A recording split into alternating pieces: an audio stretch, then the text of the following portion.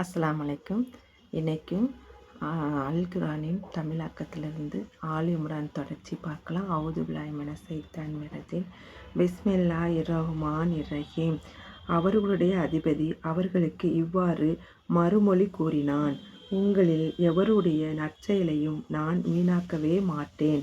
அவர் ஆணாயினும் சரி, பெண்ணாயினும் சரி, நீங்கள் ஒருவர் மற்றவரிலிருந்து தோன்றிய ஒரே இனத்தர்களே.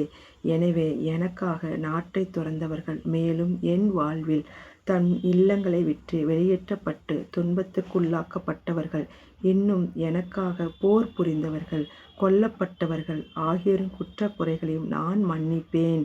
இன்னும் கீழே ஆறுகள் ஓடிக்கொண்டிருக்கும், சுவனங்களில் திண்ணமாக அவர்களை நுழைவிப்பேன். இது அல்லாஹ்விடமிருந்து அவர்களுக்கு கிடைக்கும் நற்கூலியாகும்.